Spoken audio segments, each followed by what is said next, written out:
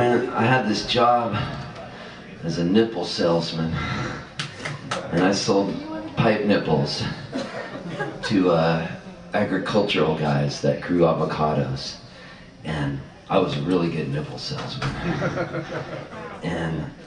But it was ultimately soul sapping, and it wasn't the career that I wanted.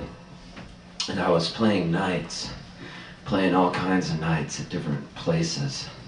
So I left home, and after I left home, I told my parents I got my degree at a Catholic college, University of San Diego, and my parents said, "Are you going to still sell nipples?" And I said, "No, Mom, I'm going to go play my guitar on the streets of Europe." So I left, and my parents were so proud, because they paid so much for that college degree at a private Catholic college. So I went to London, ostensibly to start busking, but I was so scared to busk. I moved into the basement of an Indian restaurant in London, and the room reeked of curry, and every day I wouldn't go out and busk. I was too scared. I'd go to leave my room, and as the steps up the stairs took place, I'd hear the Indian chefs talking, going, "I think he's going to be coming out to busk today." And I wouldn't. And I'd get too scared, I'd have an anxiety attack, right? So I go back into my room. So finally one day the Indian guys go, "We think it's time that you leave our hotel. We have a cousin coming in from Bombay." I was like, "No, Mr. Indian man, I don't want to leave." But they made me leave. They made me leave the hotel. So I said, "I'm going to go someplace friendly." And I went out on the streets of London. I thought, I know, I'll go to Paris. So then I went to buy my ticket to Paris, and I had an anxiety attack buying that, and there was a sign, and it said Dublin, Ireland. So I thought, okay, I'll go to Ireland. Maybe I could start busking there. So I told the lady, change my ticket, and I go to Dublin. Well, I get on the double-decker green bus in Dublin, and I figure I'll go stay at Trinity Youth Hostel, because I was reading the Leon Uris book, Trinity. So then I'm on this bus, and I'm the only guy in Ireland wearing shorts, and I've been surfing all summer in San Diego where I live, so I'm tan. Everybody in Ireland's really white. So I look like a freak on this bus.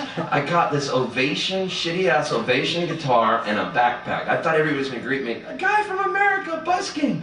So these three girls are laughing at me on the bus, and other than the Indian guys, who are the only guys I talked to for 3 weeks, by the way, I learned how to make a mean curry from these guys. Finally the girls go, "We were wondering if your tan was real. May we touch your legs?"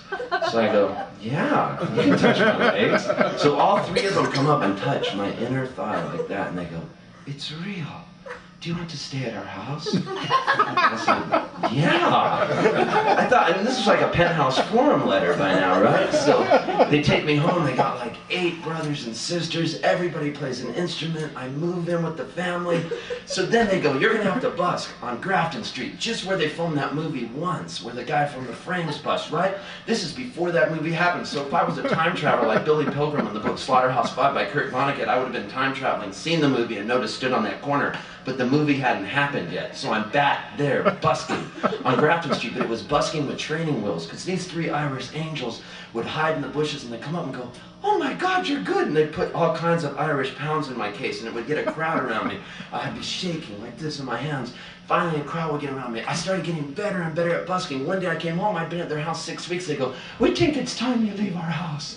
They had a family meeting. I was like, no, first the Indian guys kicked me out, no, not the Irish. They said, "No, we think you should hitchhike down to Cork." So it was like hitchhiking with training wheels. I was scared. I was in the rug burns, man. I wrote a song called Hitchhiker Joe about a cannibalistic hitchhiker. So they waited in the bushes. They made a sign that said Cork. A truck driver picked me up. He took me home to his house.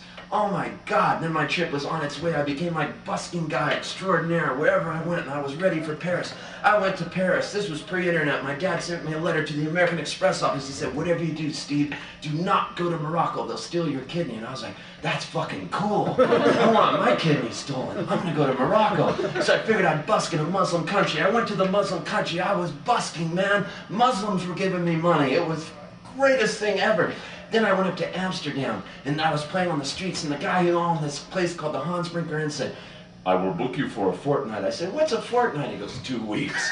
I'll call you the San Diego Kid. So I'm busking there in his hotel. Every day I'm playing. I'm doing all kinds of songs, and there was a girl from Israel. She was a journalist who was bartending on the side named Teresa. We fell in love, and every day we'd go see the movie Rattle and Hum by U2 because it had just come out. We'd eat space cakes, be stoned to the nines, and go home and make sweaty, hot Amsterdam love. It was the best time of my life. Everything was free. There were gifts given to me. And then, finally, I got a letter from my parents, and it said, your sister's pregnant. We want you to come home. I'd been gone so long. My hair had gotten so long.